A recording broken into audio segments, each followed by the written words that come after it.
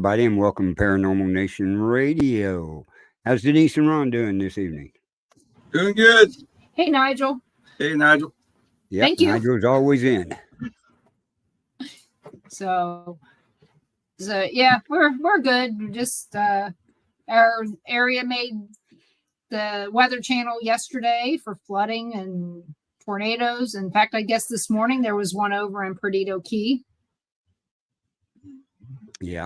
Yeah, it's you guys are having some rough weather down there in the very southeast and stuff going through.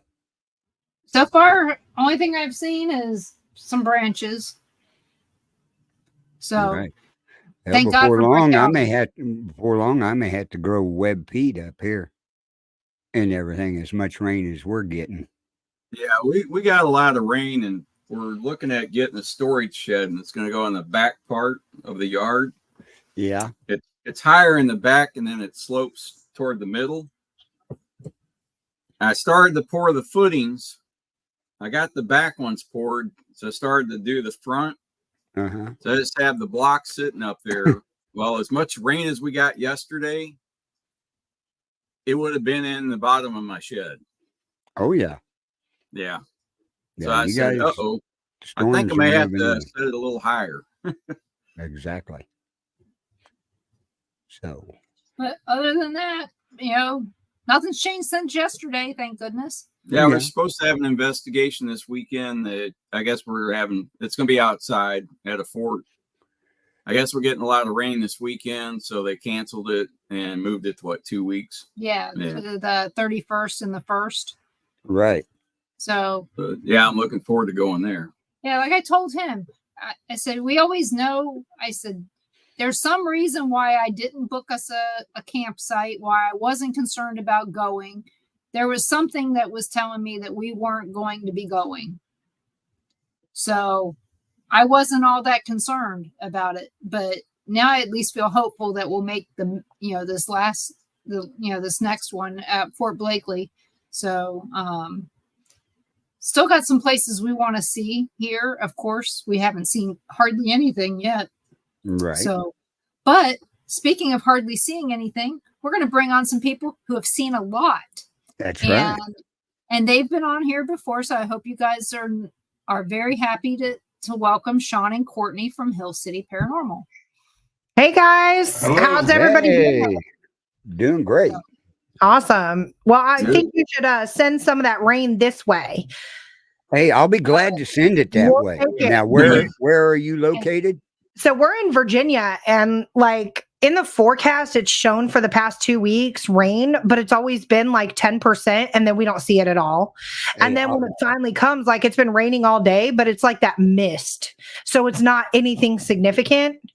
And it's like my plants are thirsty, and then we've been working on our pool, opening our pool, and it's like, anybody who opens a pool for the first time in the season knows that you've got to add water to it.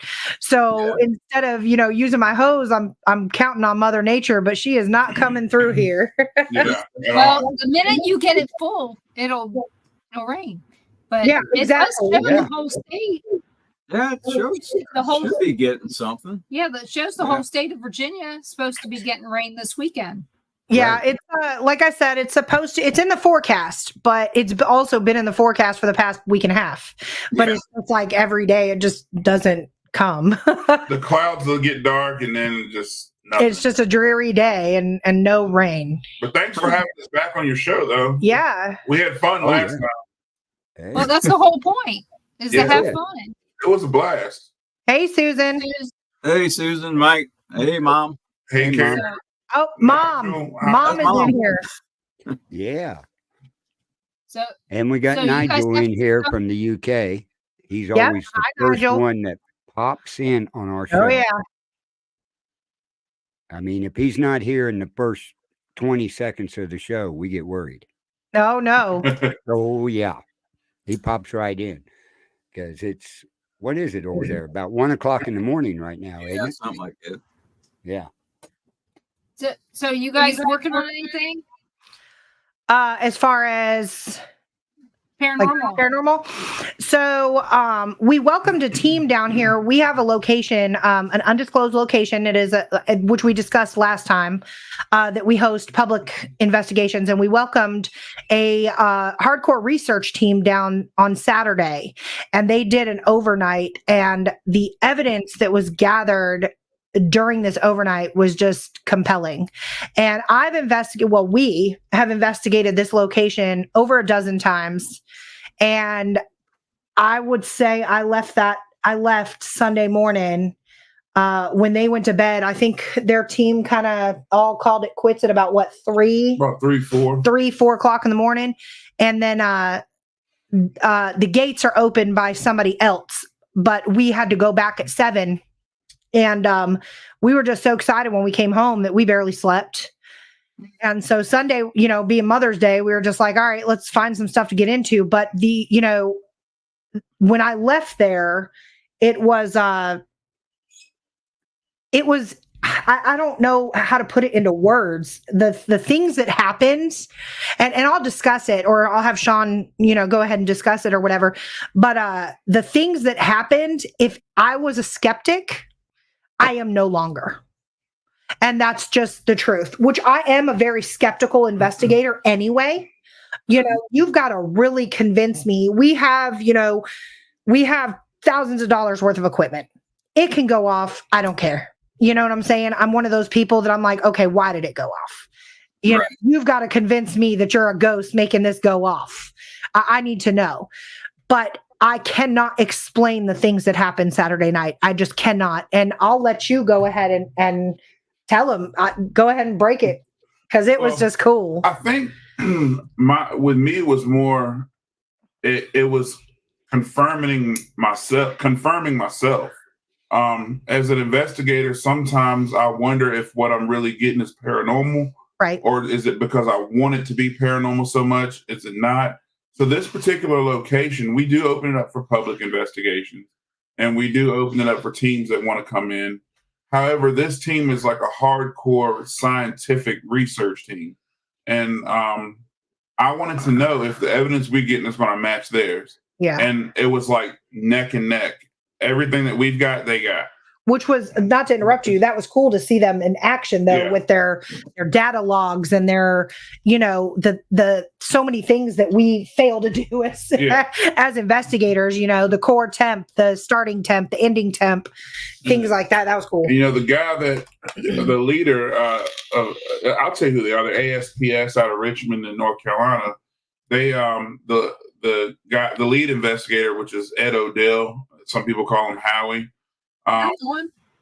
His mind was blown. My mind was blown. Courtney's mind was blown. We cannot figure out this one particular piece of equipment, the laser grid, the little laser pointer, had died. It like complete both of them. He had two of them. He had a red one and a green one, and it completely drained the red one, like to where it wouldn't cut on at all. Completely drained the green one. He said that couldn't cut it on. Both batteries were fully charged before he used it. And we couldn't cut either one of them. He took the battery out, looked at it, put it back. He did everything he could to figure out why the battery died. Because he was like, he shouldn't die this quick. And the entity we were communicating with was one that we've known for a while, one that's communicated with us several times, cut the laser grid back on command, and would do that throughout the night. So like if we asked it to respond to us by cutting the laser grid on, it would cut it on. And we tried over and over to cut it on and off, and we couldn't do it. But the laser grid would cut on and respond. And Howie looked at me and said, "Sean, I've never seen this happen before." I said, "Me neither." I've never seen that happen. And we've used different pieces of equipment with this particular entity. It's my belief or my opinion that he recognized Sean and myself, because we go in there often and communicate with him. And in our experience, he likes to make himself known via lights. Anything that has a light that he can manipulate, whether it's a REM pod. But this was definitely a first for us. But all night, backing it up from the beginning, again, as I've said, we've investigated this particular location over a dozen times, and the amount of personal experiences that were had by multiple people was what blew my mind. People talk all the time about seeing shadow figures, and shadow figures are caught on camera and things like that. These were darting in and out of tombstones and, across the road while you were driving. And a lot of the time when I personally see a shadow figure, it's normally like late at night, and I chalk it up to my mind playing tricks on me because I'm tired. Because we, humans aren't designed to stay up but for so long. So your mind does start to play tricks on you after a while, especially when you get tired. You'll see stuff, you'll hear stuff, things like that. But I'm talking earlier in the night, and it was all night. And, it was different teams and different locations that were, when we met back at base camp to do a debrief, that were all reporting seeing shadow figures around the same area. And, the other cool thing that happened to us was, cause there's multiple buildings on this property. Okay. So we split off, he broke off into teams, but, we were floating, kind of trying to see how each team investigated. And the first team that we were with, I watched with my own two eyes, a mist, like a real thick mist, form like right in front of me, and it was like coming closer. And at one point I caught myself actually leaning back in my chair because it was coming like right at my face, and I put my hand like this. I don't know what I was thinking, but I remember putting my hand as though, all right, hold on, you're a little bit too close for me. And I said that out loud, and the mist actually backed up and surrounded the investigator that was communicating with an entity in front of a coffin. And it stayed there. And I tried every angle possible to get it on camera, like night mode, take flash off, put flash on, and it could not get captured on camera. So I finally spoke up after a few minutes, and I said, do you guys see that? Or does anybody have like a vape in their pocket that maybe like the button accidentally went off and created, or did somebody just get done coming in from outside smoking? Like, I was trying to figure out a logical explanation for this mist. And so right when I said that, everybody kind of turned and looked, and it was just so thick and visible. And, the equipment that was sitting within the mist was going off at the same time.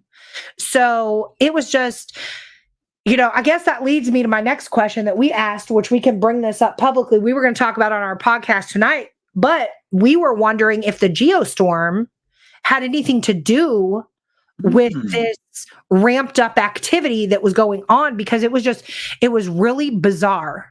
The things that were happening could not be explained.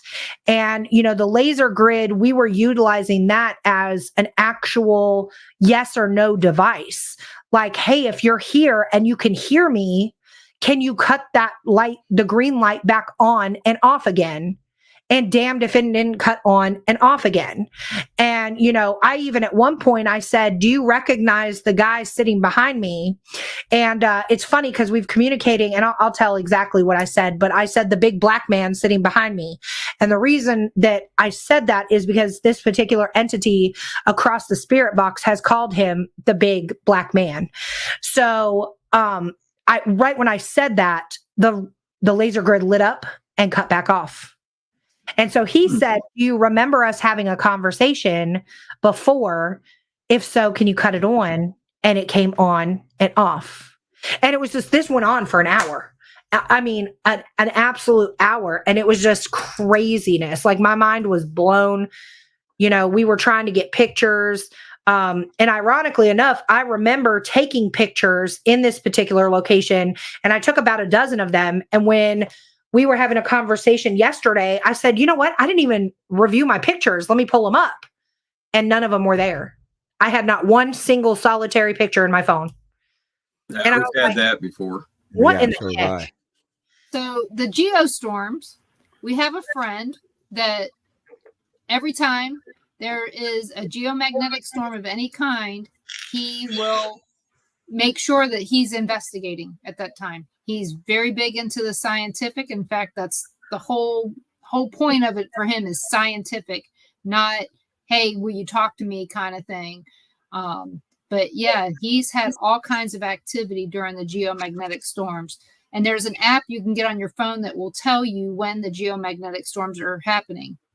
Oh, send me that, because I would love to have that, at my disposal. It's very possible, because we've been on a lot of locations where we weren't getting a lot of activity, and then an actual thunderstorm would roll in, and the activity, it goes way up. Now, we have had that happen as far as like actual rain, thunder, lightning, things like that. Yep. The activity will ramp up. This particular night, there was none of that. It was just the northern lights that were going on. So it was just, it was crazy. Night, Nigel. Yeah, they may have helped it. Good night, Nigel. But another thing that will also ramp up activity, we haven't had the full moon or new moon cause any trouble. Never had any of that. Keep track of that. But one of the things that did increase activity was the eclipse.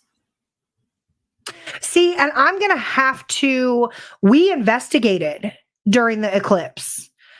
We had an investigation that night. Yep. And we got nothing. This was during the actual eclipse. Yeah, during. In the Sally house, I was pushed down the stairs. It was quiet outside. He couldn't hear a damn thing other than crickets. In the house, it was so loud that you couldn't hear yourself think. That's crazy. Wow. There was what, 3 minutes. 4 or 5. There's about 4 or 5 of you that were inside the house. Mm-hmm. No, everyone came out with a weird look on their face, like, what the hell just happened? And we're sitting outside. I had a couple camera guys out there with me, and we're going, what's going on? Right. Just quiet. And that was in 2017. So see, now I do not believe that the moon cycles affect the paranormal, because the moon cycle in rotation constantly. So I think that that's just more, but I really do believe that the geostorm caused the ramp up in activity and the ramp up in personal experiences. That was super cool. Cause like I said, I mean, the personal experiences that I like are the ones that aren't caught on camera, but right. I don't like them because I want to tell everybody that it happened, but nobody's going to freaking believe you unless you have it on camera. Like the general paranormal rule of thumb is if you didn't catch it on camera, it didn't happen. Well, it's like you're saying the shadow figures, they were going fast, weren't they? Yeah, like I was going to say, I mean, real fast. Nobody could run that. There's no way anyone could run even close to that fast. Yeah, we've seen that before. I have. Well, I caught one on camera, the shadow figure at Rainworth Lodge. When I went outside, it manifested on the garage and then darted across took off like a flash.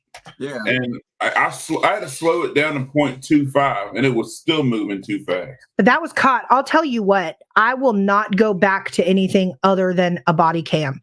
We do put up stationary cameras, but the evidence that we've caught on our body cams is crazy. EVPs. Insane. I mean, my favorite EVP, and I've talked about this before on our podcast,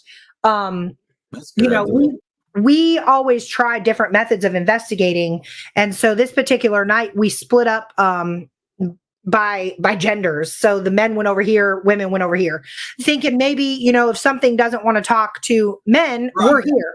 So we were getting nothing. The girls were getting nothing. So we all decided to pack it up and go be nosy and see what the guys were doing. So I walked in and, I said, Marco. And then I kept walking and then I found them and I said, that would have been crazy if I heard somebody answer Polo. We all laughed and went about our investigation. We went back and reviewed evidence. Right after I said Marco, a female voice came through and said, Polo. And so we did catch that EVP on the body cam. So, but aside from Saturday, we did an investigation the weekend prior at the Blue Ball Inn, the 1747 Blue Ball Inn in Clearbrook, Virginia, which is just outside of Brucetown, which is about 10 miles from Winchester. And I went in there very skeptical. I don't know how you went in there. I went in there I'm going very to every skeptical. investigation skeptical, to be honest with you. Well, Right. I allowed other people to get into my head on this investigation. I had several people message me and be like, that location isn't haunted. Dude's faking it. Like, look at his Facebook profile. And they screenshotted me his profile, like where all of, how your jobs are listed and it says like actor, movie director, So everybody kept telling me just solar tracker. Awesome. Remember that. I'm going to write that down. Everybody kept telling me like, this dude's full of shit. And so I went in there like, ain't nothing going to happen in here. And I'll let you go ahead and tell that one too, because that was another crazy night that we had. Like, I was just, wow. That one, our equipment really didn't do a whole lot. I mean, I have a lantern that goes, doesn't use, what is it? You have to it's a REM. You have to physically touch it. It doesn't, you can do the radio thing and it won't go off. Phones won't set it off. You have to actually touch this. It's not like a REM where you can go near it. Like you have to physically touch the lantern for it to go off. And so that went off nonstop for like maybe 20 minutes. And that was weird. There was nothing touching it. And we had a laser grid in that room. The weird part was when you walked up to it, though, it would stop. You walk away from it, and it would start doing it again. So, I checked the battery. The battery was full.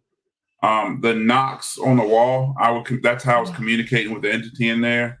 I would knock on the wall, and it would knock back. So I was like, okay, that's a coincidence. Let's try knocking twice. Give me 2 knocks back, and it would knock back twice. I think we got to 3 or 4 knocks, and it would do it. Yeah. Right behind me, which... I couldn't understand how it did that because the room the knocks were coming from was just a hallway that nobody would have been in. Right. And my team was accounted for. The whole team was in one location at that time. And the entity that we were communicating with, I use a phone app called Spirit Talker, but I use that as... I don't know what the word is that I'm looking for. A guide, kind of like if we're asking questions to a spirit, sometimes we get sick of asking the same questions. So like Spirit Talk will rattle off like a word, like it'll say, I don't know, blue. And so then I will use that as a guide for my next question. Like, is blue your favorite color? Is the outfit that you're wearing blue? If so, then can you touch the red light if I have a REM pod up or whatever? So, I just so happened to be taking a break and I was eating a cinnamon roll from the truck stop up the road. You can't beat it. So, I'm sitting there and I'm just like, asking all these questions, getting no responses. And I had the dead bell from Ghost Stop. I don't know if you guys know. Okay. So the dead bell was up on the mantle and it was not going off at all. And I'm just like, so I made a joke and I said, do you want to bite of my cinnamon roll? If so, can you ring the bell? Nothing happened. So then I said, do you know what a cinnamon roll is? If so, can you ring the bell 2 times? And I said, ding, ding. And the bell went right behind me. Ding, ding. So I was like, okay, it didn't want to bite, but it knew what it was. So Spirit Talker, was going in the background at the same time, and we got the name Esther. Esther is not one of the names on the historic registry at all that we were given, any history about. So I said, all right, if your name is Esther, can you ring the bell 3 times? Ding, ding, ding. And the bell went ding, ding, ding. And so we rolled with the name Esther at that point, because I'm like, okay, well, it could have been a passing through spirit. It could have been the homeowner that passed away. She had 13 children, and half of her names aren't accounted for, and her children died before her. So it could have been one of her children. You know what I'm saying? Mm-hmm. So we rolled with that, and I went and told Sean about the name Esther, and that's what he was utilizing. Esther, if you're in here, can you knock back or finish the sequence, and everybody always does the da da na na na, and then we're waiting for the ghost to go na na. All right, so and Esther was communicating with Sean, and so we believe we were communicating with a female entity by the name of Esther, and the feeling of an elderly woman was very heavy in that location, very heavy, and they did tell us about a specific chair that was in the room that was a woman's favorite chair. And Sean put up tripwire and the lights right in front of that chair. And we had one of our investigators that was sitting in the chair that was a woman. And the tripwire right in front of that chair was just going berserk. So, I don't know. Again, I can't explain all the things that he told me about the location. I did not get intelligent responses based on that historical presentation that he gave. I did not hear children laughing or playing up on the third floor, which has been reported by other teams. I did not. There's a resident bird apparently that made its way up into the attic. I didn't even see the resident bird. We did hear footsteps. There was a lot of footsteps. Again, the place was built in 1747. It was originally a tavern. Then it turned into a hotel / tavern. Then it turned into a home, and it was, I believe it was lived in up until the 90s. Yeah. Something like that. There was a gentleman that lived there up until the 90s until he passed away. And half of the house was boarded up. Like you can see on the floor where they knocked down walls. So Esther could have actually have been somebody who stayed in the hotel or just like the restaurant, Right. or the tavern at one time. Yep, could have been. Maybe she worked there. I mean, there's all kinds of things that we don't know about people who came and went. Right. Why they think it's important. Courtney, where are you from? California. How long have you been on the East Coast? Since 2008. You've picked it up well. I'm sure. Because you talk like you're from Maryland or Pennsylvania. Yeah, that's the fast talk. That's a West Coast. You talk fast. I grew up in Baltimore, so. Oh yeah, yeah. I'm pretty good at recognizing it. That's why I had to ask, because it's like Quite a only few couple years words. she talked so fast I couldn't pick it up. I've gotten that a lot. Slow down. I'm trying. I'm trying to learn how to like slow down and kind of like let everybody process what I'm saying. But I guess it's still there. It'll always be there, I think. No, I slowed down. Now, what kind of tripwire did you set up in front of that rocking chair? The electronic one with the lights on it. Okay. I can't remember what company it's from. I've got it. No, it's in the car. It's still. We've seen it in person at the McIntyre Villa. Mm-hmm. So let's just say we don't buy a lot of equipment. We get involved with teams that have a lot of equipment. Yeah, we're gonna be out. We're gonna be outside a lot. I'm thinking about getting a FLIR. I just got one about 2 months ago. Is that Those the are one cool for your phone? No, I got the hand one. I have attachment. You can walk around with it. That thing's powerful. It picked up. We were at Rainworth Lodge investigating in the servants' quarters, and it's kind of run down. But we picked up a squirrel sleeping in the wall. Like it picked up through the wall. Oh, yeah, that thing's powerful. Yeah, y'all kept messing with me. Which FLIR did you get? Because if you go online, they got hundreds of them. I thought I can look it up real quick. It looks like a little cell phone almost. Oh, okay. It was cool though. The squirrel was definitely interesting. Oh yeah. They Like I kept said, I think those will work really good for outdoor locations. yes. Well, I guess inside too, but Yeah, either way, they would work. We took the FLIR in the woods at the cabin, didn't we? Yep. We took the FLIR and It's the FLIR CS Compact. CS Compact. Yep. and you can get like an attachment tripod, so it's not like drop significantly. Oh, so get it now. On Amazon, it is going for $550 right now. Oh wow. That's about $200 cheaper than I paid for it. Wow. Yeah, I'm not sure about the little attachment for your phone. I don't know how well that would work.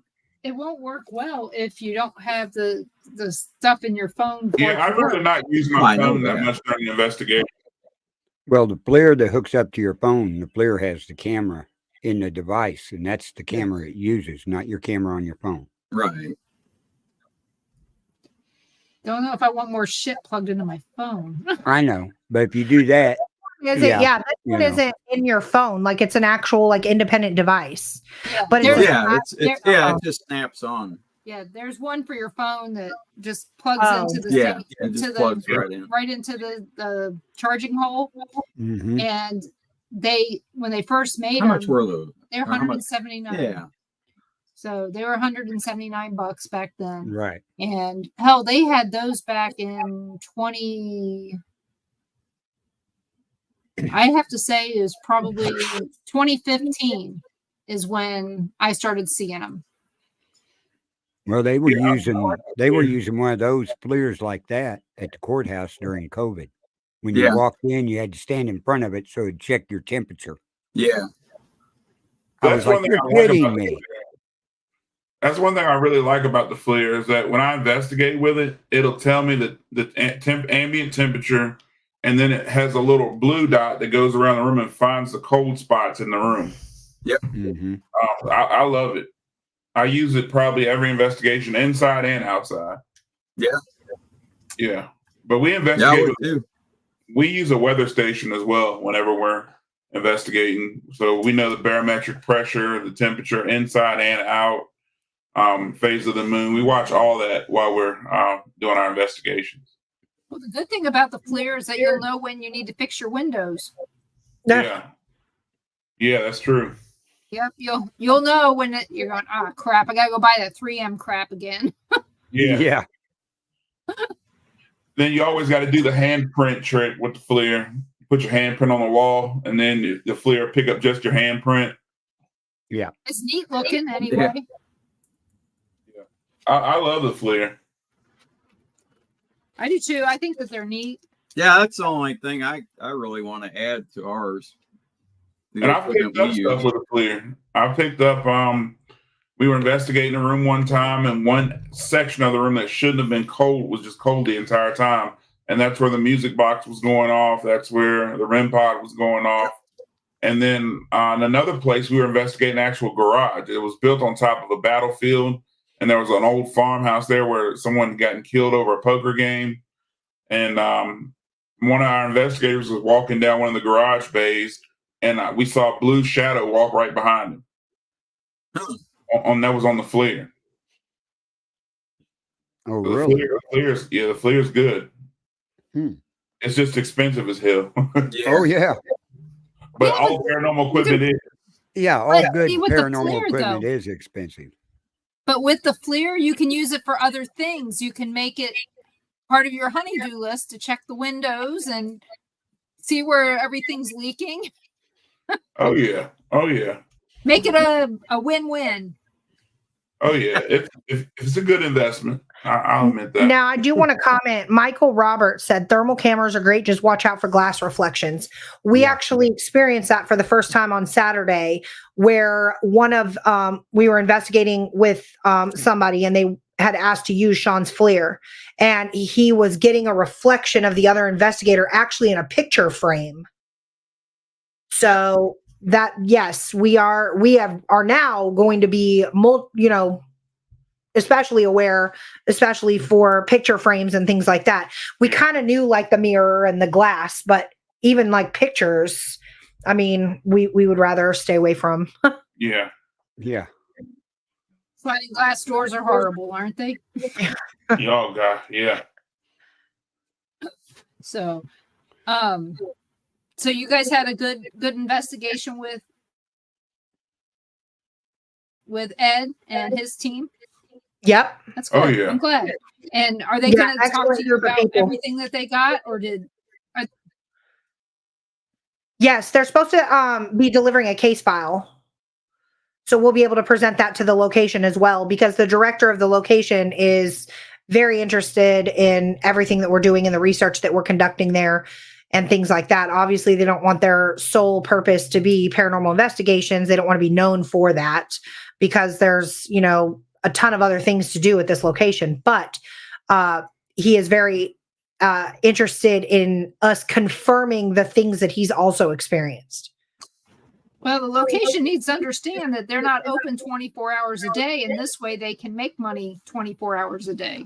Right. Yeah, and That's what we're they're working on. nonprofit. That's what we're working on. So whenever we do our investigations, we're definitely donating money to them. Hopefully that'll ease up the people who are against us doing the investigations Yeah. there. Leave it up to Virginia, one of the oldest states in the union, and they have to do that. Yes. And it's the board. They have like just a weird group of people that they think we're conjuring demons or worshiping the devil. I had asked a couple people to be on my show that are from Virginia, and they said one of the funny things they said was, "I'm Christian."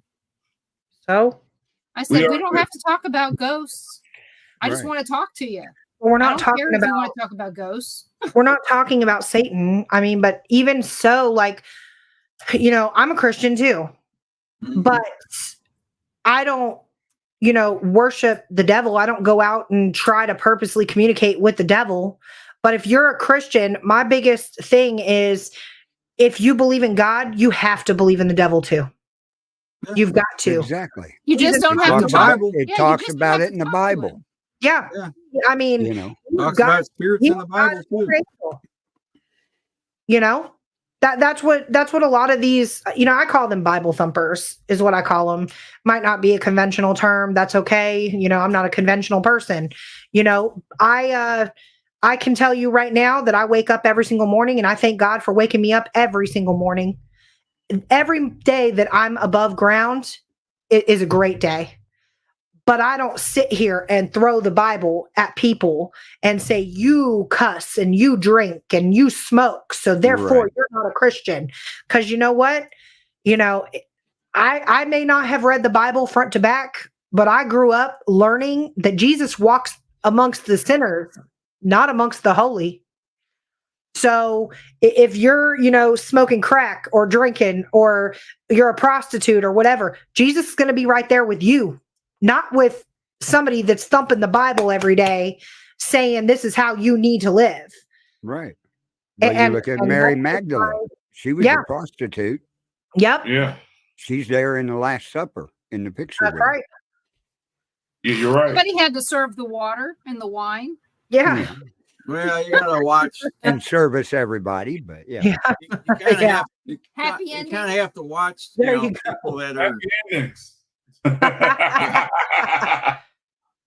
What were you saying? You have to watch the people that are, out doing all this criticizing of, if they want to criticize you for doing what you're doing, you got to watch those people because those are the ones that are usually doing the stuff they're accusing you of. Absolutely. I was about to go there. I was just about to say those same people who calling us devil worshipers and messing with the devil are the same ones at the bars turning up, same ones cheating on their husbands, the same ones doing all kind of stuff. So exactly. You look at what me and Gary has heard. My co-founder Gary. Gary's my pastor. He's on a group. He's my pastor from the church and everything, and we're paranormal. He's known as the paranormal pastor. But we've heard it from other pastors. Why are you guys out there doing this, talking to ghosts and everything? I said, you're a pastor. You read the Bible. Does it talk about ghosts and spirits? Yeah, well, that's the Old Testament. I said, well, it's the Bible. Changed? And that's the problem. The Bible's been rewritten, X amount of time. And the thing is, I tell everybody, and my favorite statement is this: I would rather talk to ghosts than actual people half the time because the ghosts aren't judging me. They're not looking down on me. If they are, you just don't know it because you can't see them. Exactly. Exactly. They might be judging me like this crazy bitch, but I just, I really feel, there's been several locations that I've felt more at peace in those locations than I have walking through the grocery store. Yep. And that's a true story. I would rather communicate with spirits, and the way that society's going, hell, half of them are more freaking intelligent than the people that are out here roaming around anyway. That's true. That is true. Yeah. So dumb people with smartphones. Yes. Yep. This is true. And we're not getting smarter. No, Human race is not getting it's smarter. not. No, our younger generation isn't getting smarter. Boy, Who'd have thunk? that's Who'd have thunk that the death of the landline would be the death of the people? Yeah, that's a good point. Sorry, I work for a telephone company. You know, and that's true. And you can actually talk about that for a second. The death of the landline. You know, we would literally pick up the phone back in the day and be like, "Hey, are you what do you do? Are you busy? No, all right, I'm on my way." And we would go and actually like go over to this person and have a face-to-face conversation. Now, everything is so impersonal. Yep. If somebody passes away, you're just texting them and asking, "Hey, you all right?" When all in all, you really should be going to get some flowers or cook a meal and physically delivering it to their doorstep. If somebody's in the hospital or having surgery, people are just sending messages, "Hey, how'd it go?" Yeah. You really don't give a crap how. My neighbors brought me flowers. That's what I'm saying. See, and that's what we did back in the day. If somebody in our neighborhood growing up, if somebody in our neighborhood gave birth to a child, the whole damn neighborhood was delivering food. That family didn't have to cook for like a month. You know what I'm saying? Yep. Our neighborhood did that for a lady who had a baby recently, and it's like there's too many people bringing stuff. I was like, they're not even going to get to mine. But yeah, we live in a very impersonal. We live in a very impersonal world. And Carl, you said it best. This younger generation is effed. Yeah. Well, really look at the younger generation. It's going to take over the paranormal. Yeah. What's going to happen? It's going to be ghosts with man buns. Yeah. Or, it's like what we say when we hear a spirit talk, we don't know exactly who we're talking to, male or female. It'll fit right in with them because they don't know the damn difference between a male and a female to begin with. That's true, too. They're probably not going to ask the question, are you male or are you female? Or, no, they're going to ask the question, do you identify as they? Them? Do you need a cat litter box? Yeah, exactly. Please. Yeah. Are you a furry? Yeah. There's a school about maybe 10 miles from here that actually lets students go and use a litter box. Or they have I have heard that so many times from different people all over the United States on our shows and everything. People in the comments go, "That's not really happening." And I said, "Yes, it is. I can send you pictures of it." I didn't believe it either until a school administrator told me that. Yeah. Wow. Can you imagine a kid going to the bathroom in a litter box? No, because I get yelled at for peeing on the beach. I wonder how many janitors have quit. They're eating Tide Pods. I mean, why not? Well, I think they've moved on from Tide Pods. I feel like they're eating what is it now? It went like asphalts to Tide Pods to now everything's vegan. How did that start? Man, you're doing laundry and you go, "Oh, wait a minute, I'm going to eat this." Yeah, some idiot went, "Oh, I got to hide this from mom." Yeah. I don't know. I don't know what's going on. I don't understand the younger generation language. I mean, there's times when I'm communicating with my stepdaughter and I have to look up what she's talking about because I just do not know. Or I'll ask her, like, what does this mean? And she'll say, I don't know. And she'll how about no, she has a full explanation. You're at a frat party and say, "Hey, guy, I got an idea. Here, bend over. Let's pour this beer in your ass, and you'll get drunk quicker." I mean, where did that come from? It's called. That takes all the fun out of it. They got a name for it. It's funny you brought that up because a buddy of mine just told me about that. No, you take the beer bong. You take the beer bong and you stick it in your butthole.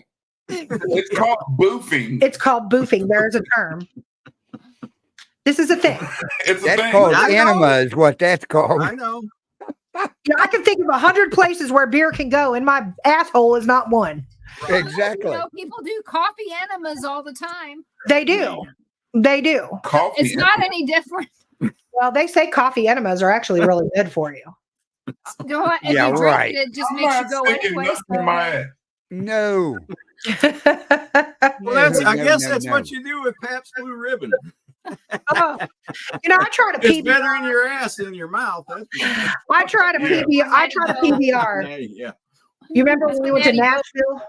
Oh yeah, that one bar We that went- only served people. No, it wasn't Nashville. It was South Carolina. No, I think it was Nashville. No, it was the Bowery. That's all they served. Oh my God, PBR is the worst beer ever. Oh, I tried to man. PBR Have you for the had- first class and okay. only time. Have you had Natty Bo? No. Okay, well then you haven't had the worst beer ever. No, Well, you so haven't. far, to the beers that I have drank, PBR is rough.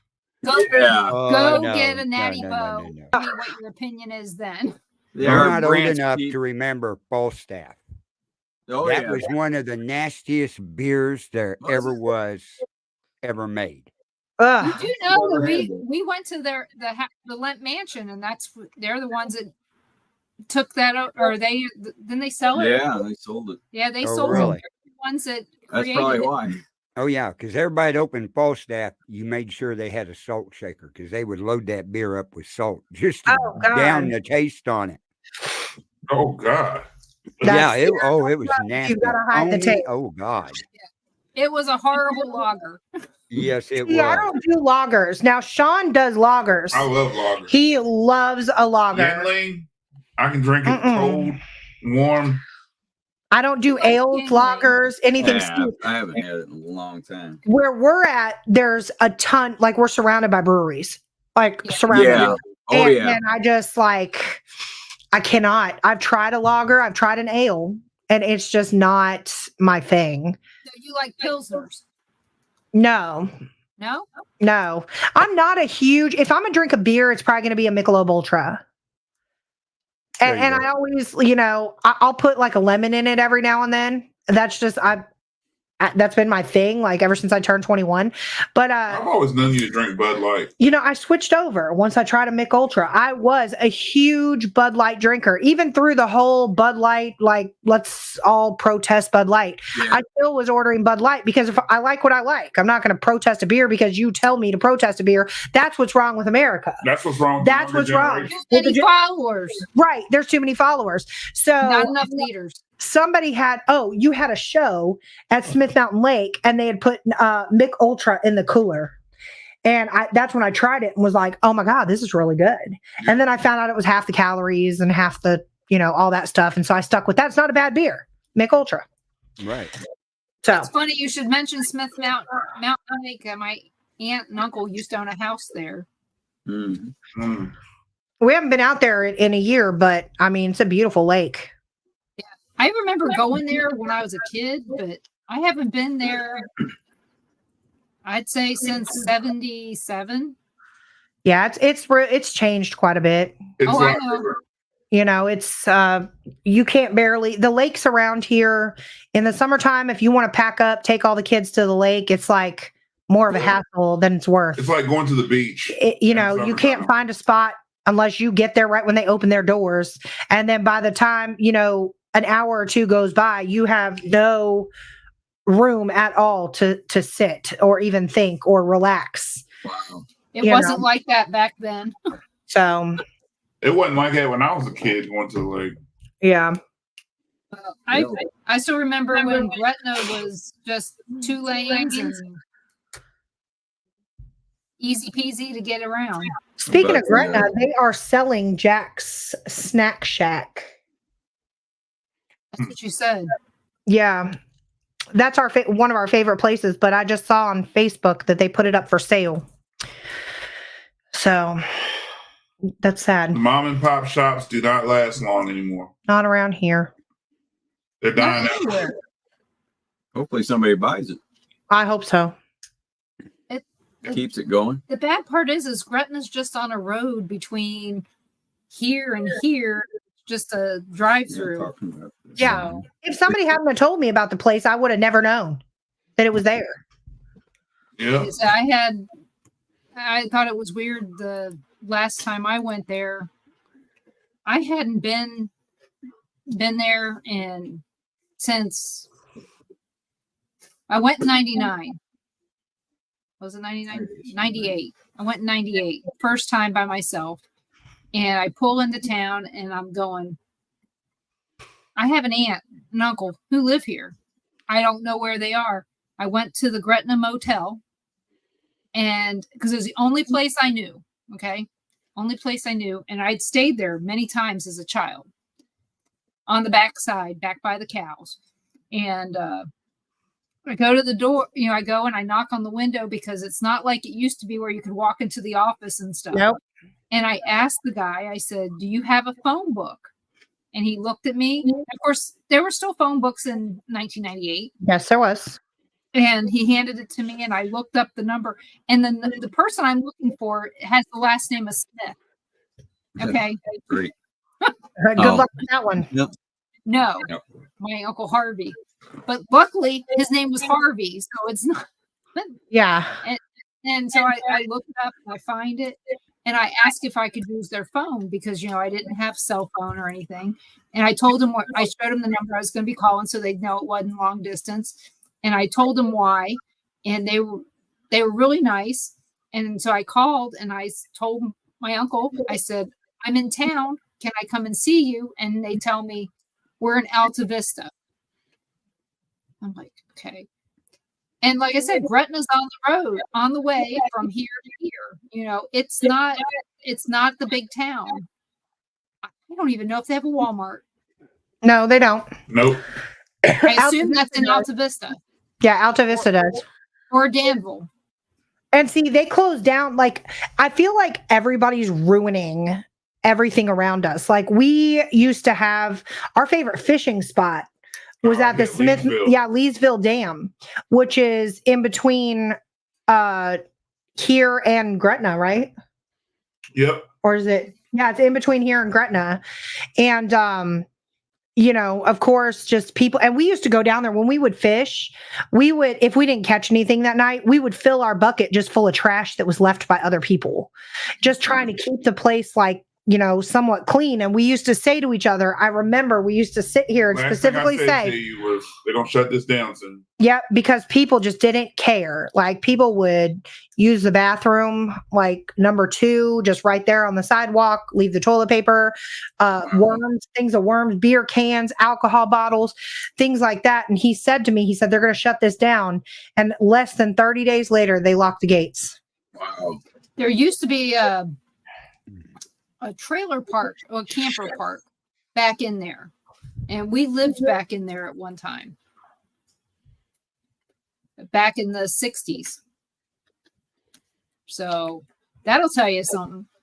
So we had all kinds of history. Well, I have all kinds of history there. I just don't even know half my family there. And I have a lot of family in that area that I haven't seen since. Well, some I saw back in 1998. I haven't seen any of them since 1977. Right. Wow. So that's where your dad's buried, right? My dad's buried in Gretna. Yeah. I would tell you the whole story, but that'll ruin it when you guys go. Yeah, to don't investigate. No, I want to find out. I got your inbox. I got all the information. I had surgery. Today is 9 days ago. So I've been recovering. And I've got a 6-week recovery. So once I get back, on my feet, good to go, we already, when I got your inbox that day, I was like, we got to go over there. And he was like, okay. I'm starting to feel a little bit better. So I'm thinking it's probably going to happen in the next, couple weeks, just while I'm off work recovering, because that's the best time to do it, right? There's a little road right there. You could sit in the car if you had to. Yeah. So, but yeah. I can't wait, actually. Gretna has a lot of history. Like I said, you can call me. And or share and do it live. Yeah, do it live. Yeah, when you get all your evidence, get a hold of Denise and bring it back on the show. Back on here, we can tell you all about it. Yeah, that would be cool. Speaking of that, Thursday we're headed to Gettysburg. We're just doing a day trip, but we were asked to stop back by Rainworth and help. Activity that he needs some help with. So I told him, I said, we weren't planning on bringing any paranormal equipment because, for the sole reason, I'm ashamed to say this, we have been to Gettysburg probably more than this, or equal amounts to being home. It's like our home away from home. And we have never, and we stay at the 1863 Inn of Gettysburg, and we have never stepped foot in the Jenny Wade Museum. Neither have we. Well, Yeah. actually, I did. Well, yeah, I guess we walked up to We it. walked up to it, but I was in it back in 76 or 77. See, I'm ashamed So- to say that as many times I've been to Gettysburg, there's so much stuff that I haven't done. And so Have we you were going to been? go. Check out the Mason-Dixon Distillery. Haven't been there either. It just opened up when we were there back in 2017. Mm-hmm. Yeah, I haven't been there either. We haven't been. I want to find the natural spring that's on the battlefield. And then I don't know if you guys saw, but the Gettysburg is doing a pilot program right now for the next 3 years where they're opening up 2 of the houses that are actually physically on the battlefield for people to stay overnight. Oh, wow. And do whatever they, if you're going to investigate whatever, or if you're going to do this. I think one of them is $250 a night. I think that's like a loft style house. And then the other one I think is $400. That's like a 3-bedroom, 1.5 bath. Let me get the names of it. I feel like it's the. Let me see. I look forward to trying to do that. But if you stay in that house, are you going to be able to take your equipment in there? Because you can't take it out on the battlefield. Right. So it's. I mean, I don't see why you can't. I mean, it's a part of your luggage. Yeah. I mean, you're you can take it renting in the there, house. you just, yeah, the main thing is you just can't take an EMF detector out on the field.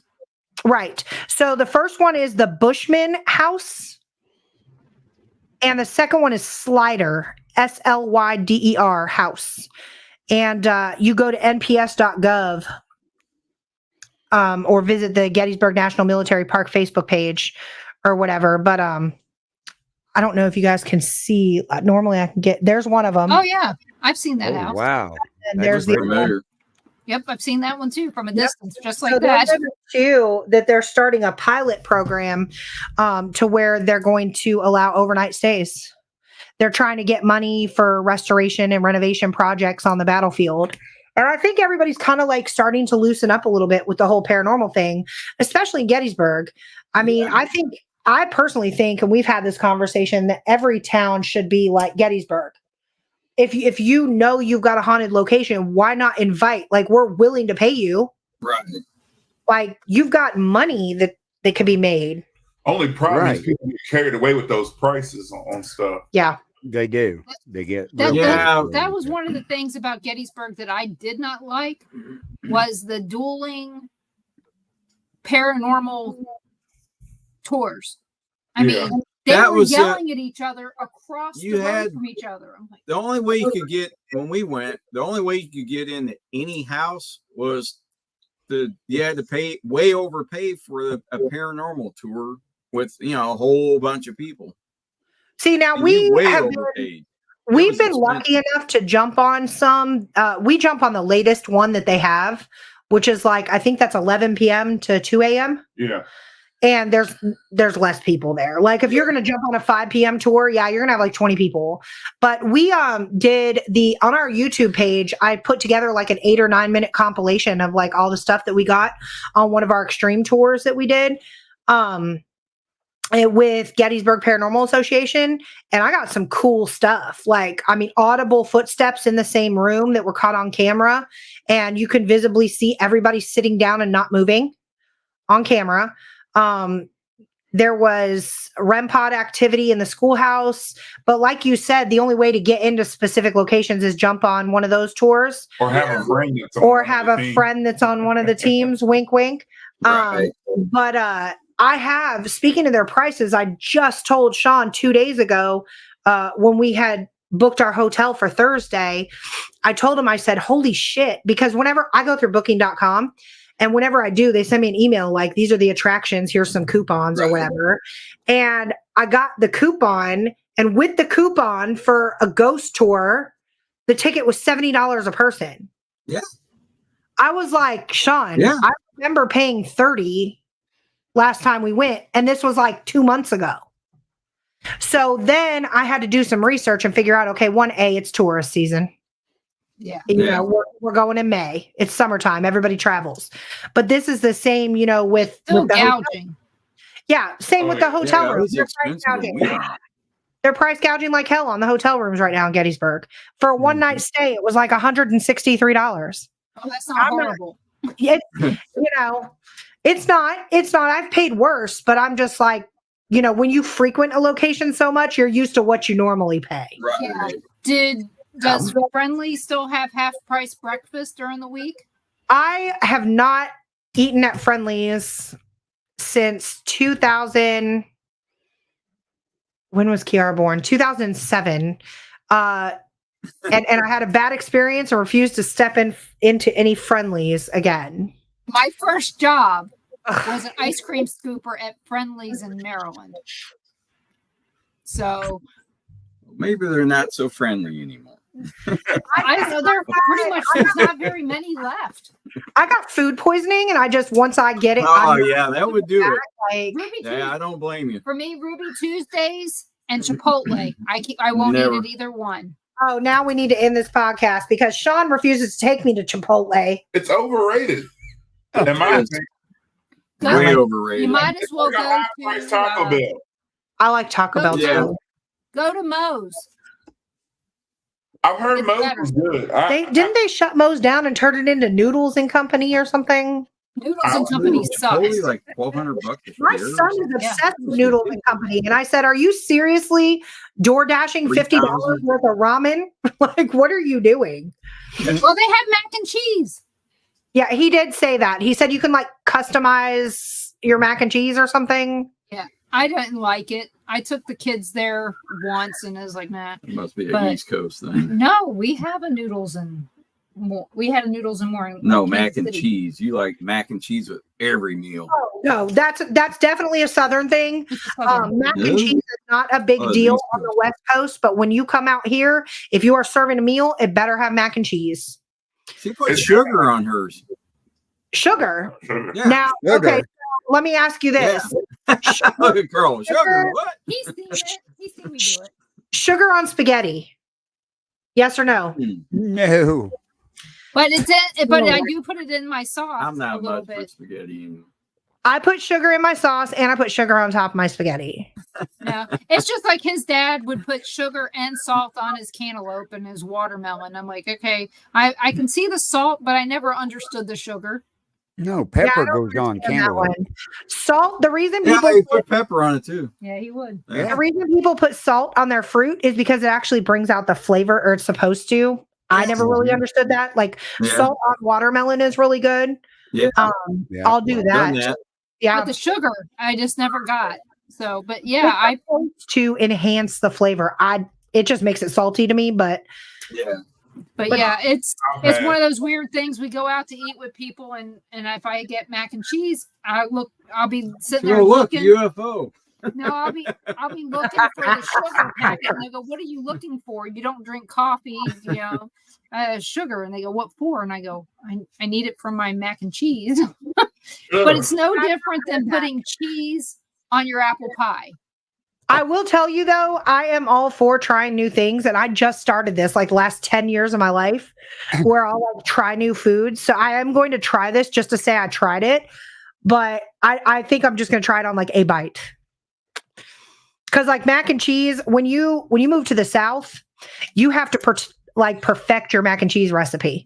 When I first moved here, I did not know how to make mac and cheese unless it came out of a box. Yep. If it was Kraft, you could do it, right? Yeah. And then who taught y'all to make mac and cheese? And not you. Yeah, right. You did. When did you make mac and cheese? The secret to good mac and cheese is put egg in it.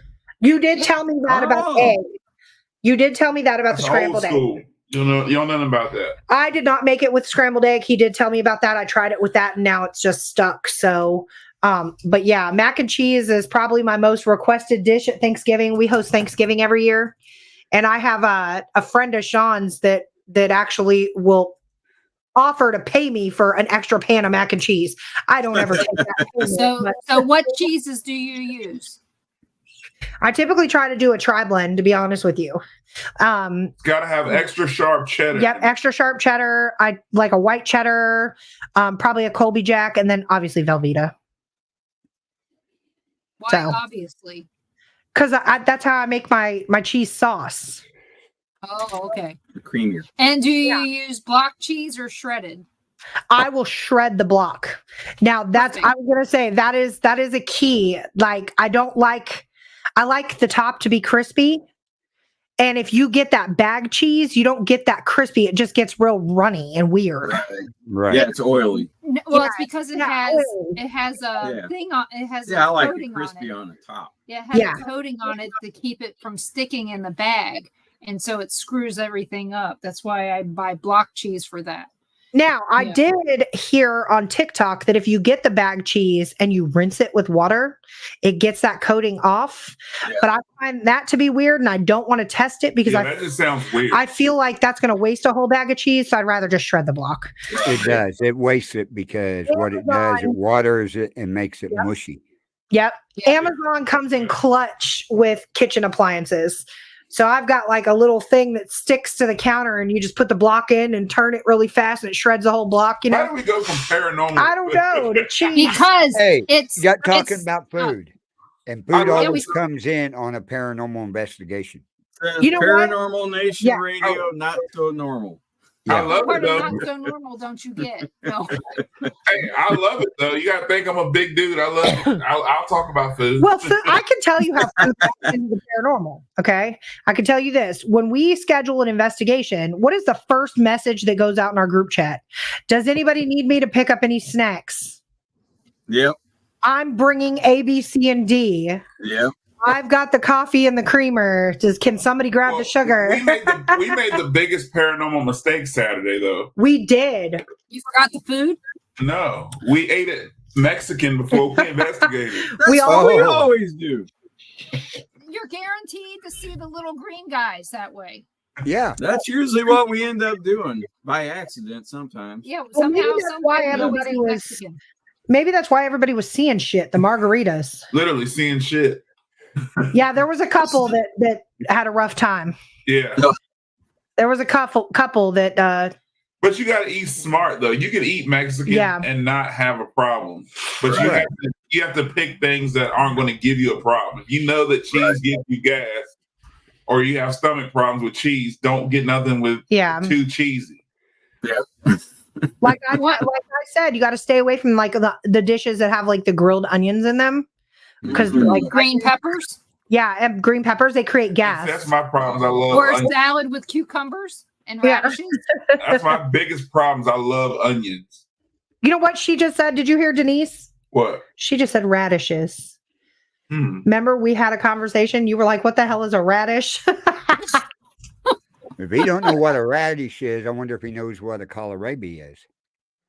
I don't know what that is. I don't either. That sounds like a weird mixture animal. That's a mixture between a radish and a turnip that grows on top of the ground. Radishes are It's real good. I Real will have good. to check that out. See now, I'll It's try found to at do one. Walmart. now how do you eat your radishes? I Slice don't. them up and eat them. I don't even know what you're talking about. So. I'll eat them whole or I'll eat them. Radish. You don't want. Nice. You can try one. You won't. I'll make Probably them, won't like it. I'll make them in vinegar and water. Okay. So there's all kinds of different ways, and I like them cut up and put in like pasta salad. It just depends on what I'm in the mood for, but it's usually green salad. So my What I'll put in. stepdad is from El Salvador, and radishes are like a big thing in like Spanish dishes. And so I grew up eating radishes with lemon and salt. Lemon and salt.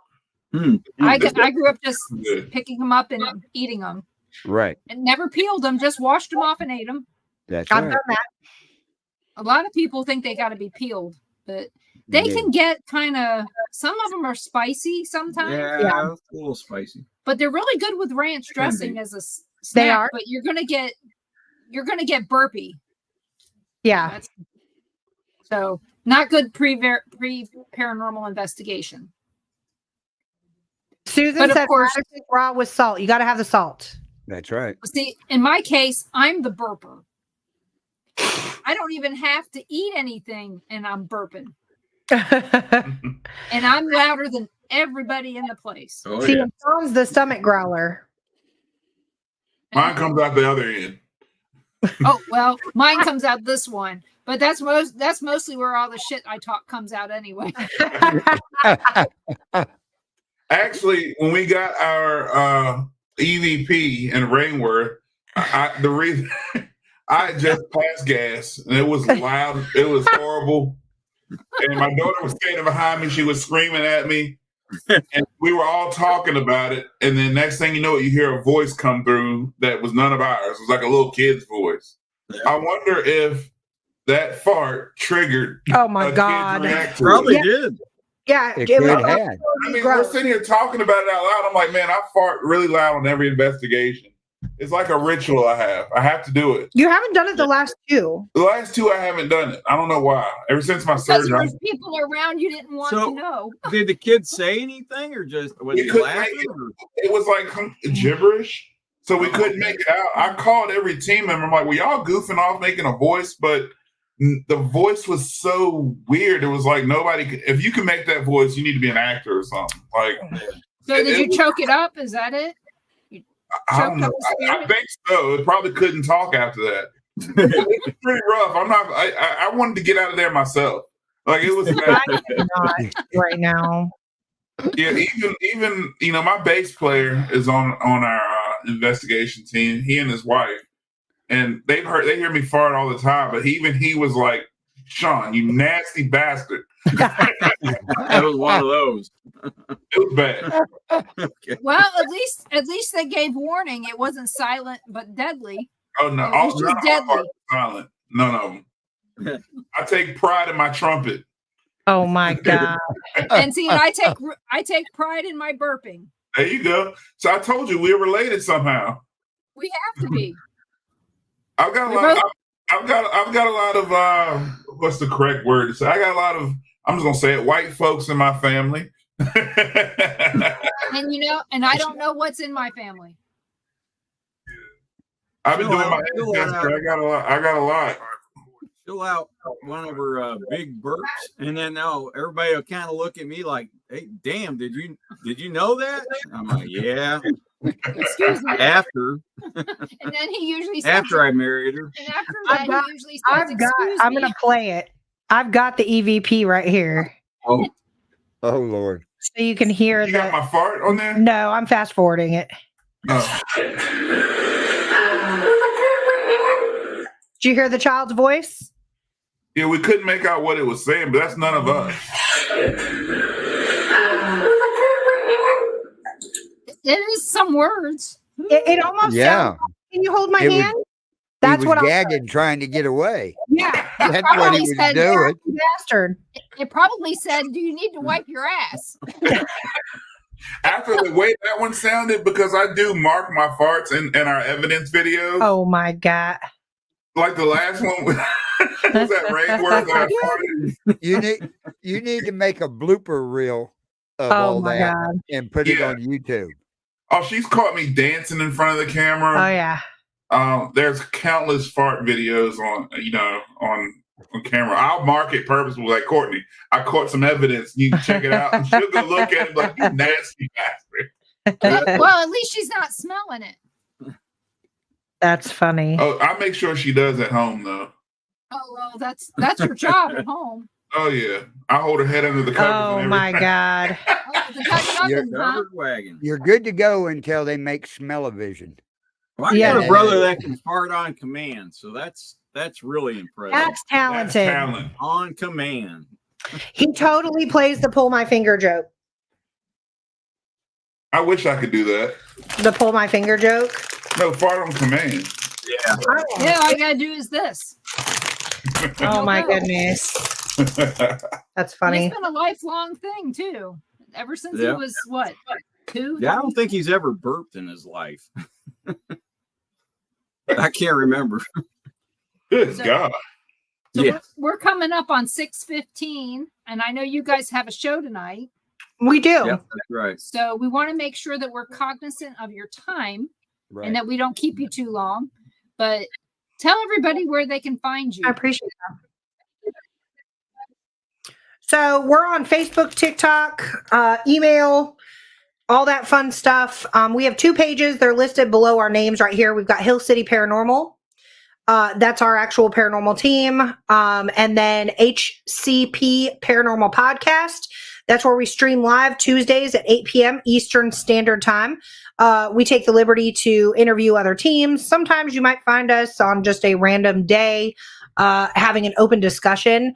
Or if we get like something super compelling, we might like call for a last minute podcast. We're available via email. If you have any questions, concerns, you don't like us, you do like us, it doesn't matter. I take all opinions. Hill City Ghosts, that is plural, at gmail.com. We are available for private investigations as well. I've had a lot of people reach out and ask if we do like in-home investigations. Yes, we do. We do take cases and stuff like that. So feel free to reach out if you have any questions regarding that as well. And we are on TikTok at Hill City Ghosts, plural.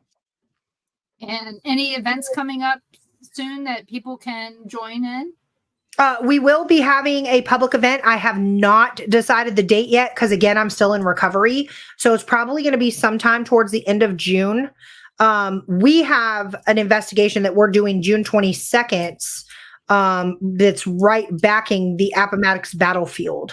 So that one is going to be super cool because for those that are Civil War buffs, that's where the Civil War ended. Yeah, me too. Is Appomattox. So we'll be doing Clover Hill Village, who just recently opened up their location for paranormal investigators to come and investigate. So we're going to be checking that out. And then, like I said, we'll probably have a public investigation somewhere in there around that time frame as well. Well, keep in touch and let me know what's going on. We're planning a trip to, well, I can't say where, but we're planning a trip to near Virginia Okay. in June. And so it'll be interesting to see how that turns out, but we won't. Tennessee. Can't say. So, Gatlinburg. so it's not that far. I mean, Or Old let's South just say. Pittsburgh. We got a bunch of things coming up. But, if we get a chance and we're going to be near where you are, we'll let you know so that we can, hang out with you. Yeah. And I'll give you a fair shot so that you can get a cork. Keep him from being loud. Bring him some radishes. He'll be okay. No, I'm good. I'll pass. We got to plan a dual investigation one day too. Yeah, for sure. So, but yeah, thank you so much though for coming on. And yeah, we appreciate you. Everybody join me every Monday night at 7 p.m. Central for the Paranormal Pride. This next Monday, my guest is Ronnie D from Old South Pittsburgh. Yep, and Harriman Hospital.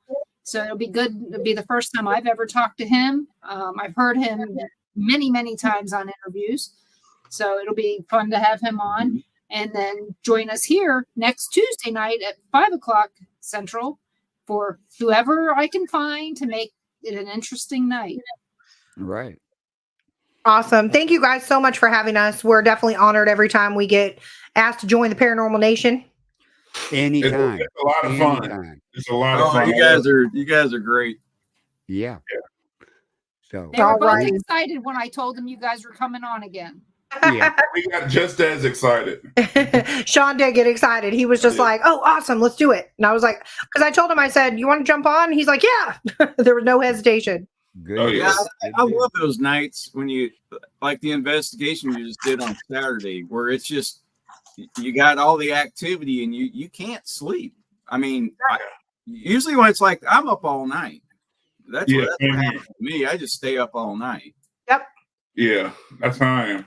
That's when it's really fun. Oh, Yeah. yeah. Right. Absolutely. I agree with that. We've done investigations 2.5 hours away where we've been up all day, driven to the location, investigated all night, and we were so hyped up from all the activity that we drove back home before we fell asleep. Yep. Yeah. So it's getting harder the older I get. But I can still do it if there's things going on. You know, Right. If it's a slow night, not so much. We cut out early. Yeah, not so much. Our last location, we cut out at like 5. I think we had it till like 8 a.m. and we ended up, everybody on our team was just done. And so, and the activity had stopped. And so we were like, do we sleep for 2.5 hours and then leave? or is that going to make it worse? And so I told Sean, I said, I think me going to sleep is going to make it worse. Yeah. So, you know, we drove home or whatever, but if you've got an active night, man, you're not sleeping. Oh yeah. Had many times where we wouldn't stay where we were investigating. There's times I woke Yeah. up. I just looked at him and said, we got to go home. I said, I can't. And every time I've said that, it's paid off because I was sick as hell the next day. Didn't even know why or anything else, but he knows if I'm saying we have to go home, we have to go home. Yeah. Right. Yeah. That's right. But thank you guys. And Yeah, thank you. Carl, you want to sign off? Yeah. Have a wonderful night. Everybody check out the Billerites Network that we do the show on and everything. The Temple of Phoenix Rising Entertainment Facebook page, Things Network page, and Japan Paranormal's Facebook page. So watch all them shows over on all those networks and everything. So we want to thank everybody for joining us here, and check us out on Born TV on Rumble, where we're always live over there. Everybody have a good evening, and we'll see you next week on Paranormal Nation Radio. Yep. Not so Good night, long. everybody. Good night.